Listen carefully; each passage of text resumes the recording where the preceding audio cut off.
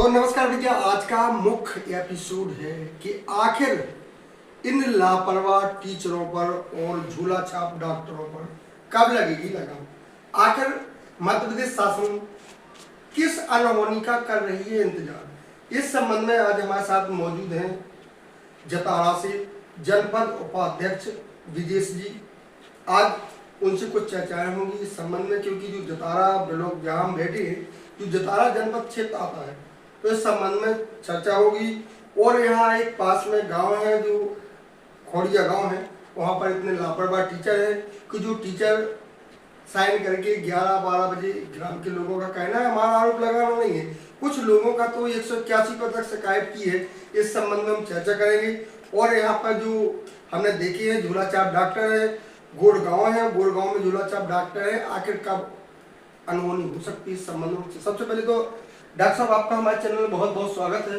धन्यवाद, आपका बहुत बहुत धन्यवाद। तो आज की जो मुख्य चर्चा है कि आपका जो कार्य क्षेत्र है, इस क्षेत्र में चर्चा होगी कि आखिर इन लापरवाह टीचरों पर और झूला छाप डॉक्टरों पर कब लगाम लगेगी।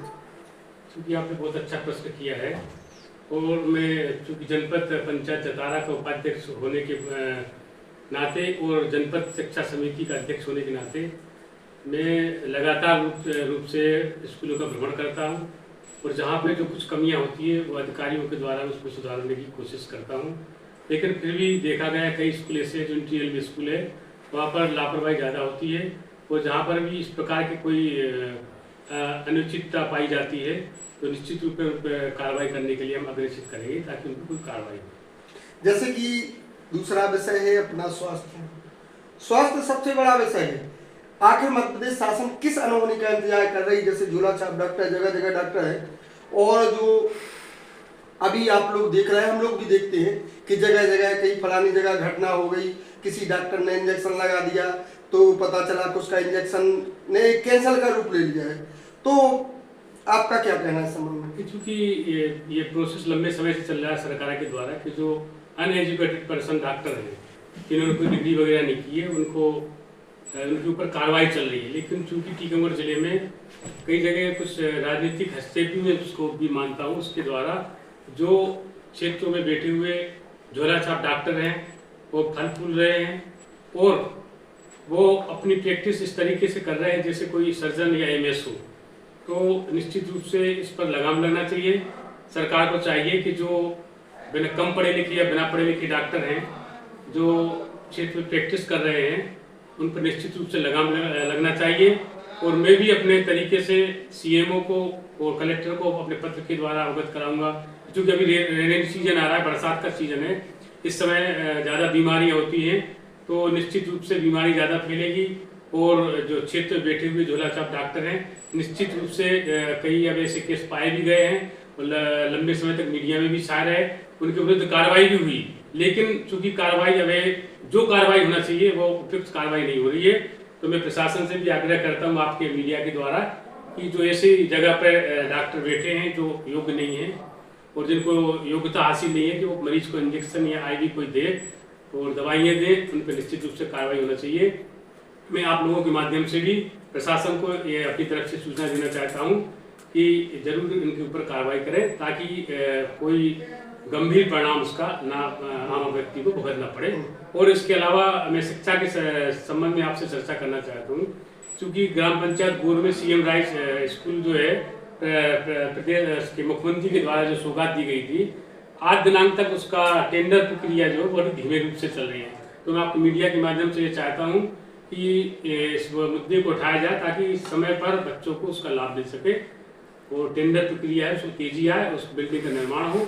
और चूंकि ये गूढ़ क्षेत्र है, चारों तरफ से काफी गांव लगे हुए, तो अगर ये सीएम राइज स्कूल का निर्माण हो जाता है तो उसका तो ये कोई मध्य प्रदेश शासन लाखों करोड़ों रुपए खर्च करती है कि हमारा मध्य प्रदेश एक शिक्षित हो, समृद्ध देश बने, लेकिन समृद्ध विकासशील प्रदेश बने, लेकिन ऐसा नहीं है। अक्सर बताया जैसे कि ऐसे क्या यहाँ जो अपना गोर है और टीकमगढ़ जिला है शिक्षित हो जाएगा, टीचर आते हैं साइन करके चले जाते हैं। नहीं है, ऐसा क्या है, अभी चूंकि जो आजकल उपस्थिति चल रही है ऑनलाइन उपस्थिति चल रही है, तो उसमें तो लगाम काफी हद तक लग चुका है कि जो टीचर मजबूर होकर समय पे आ रहे हैं, समय पे जा रहे हैं। लेकिन मैं इसको थोड़ा अलग से हट के बात करना चाहता हूँ कि टीचर तो आ रहे हैं और लगभग समय पे जा रहे हैं, कुछ टीचर जरूर थोड़ी गड़बड़ कर रहे हैं तो उनको उसका परिणाम भी भुगतना पड़ रहा है।